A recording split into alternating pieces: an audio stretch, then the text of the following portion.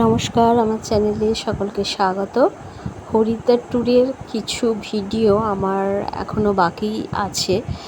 তো হরিদ্বার যাওয়ার জন্য আমার ছেলে এই মহাকাল জামাটা কিনেছিল। ও খুব শিবের ভক্ত। মাঝখানে আবার রুদ্রাক্ষের মালা পরছিল, তো আমি কিছু বাধা দিইনি।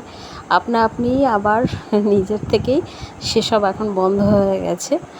যাই হোক, তো হরিদ্বারে গিয়ে আমার হাজব্যান্ড আর আমার ছেলে স্নান করেছিল গঙ্গাতে। আমার বাবা যদিও বারবার করে আমাকে বলে দিয়েছিল যে সবাই মিলে হরিদ্বারের গঙ্গাতে স্নান করবি, এতে পুণ্য লাভ হবে। কিন্তু ওই দিন আমাদের যেহেতু সারা হরিদ্বার ঘোরার পরিকল্পনা ছিল, সেহেতু মেয়ে আর আমি রেডি হচ্ছিলাম, আর আমার ছেলে আর হাজব্যান্ড স্নান করতে গেছিলো।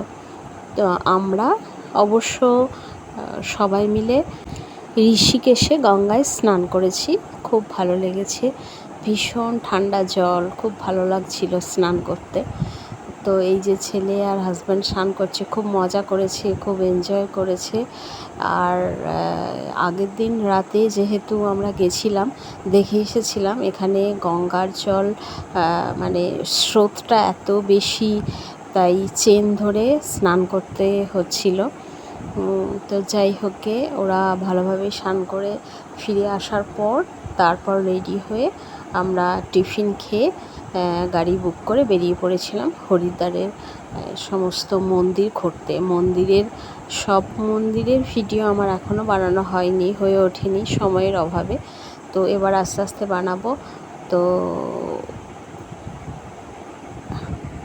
এখন ওদের স্নান করা দেখে মনে হচ্ছে যে আমরাও এখানে স্নান করতে গেলে বেশ ভালোই হতো, মজা হতো।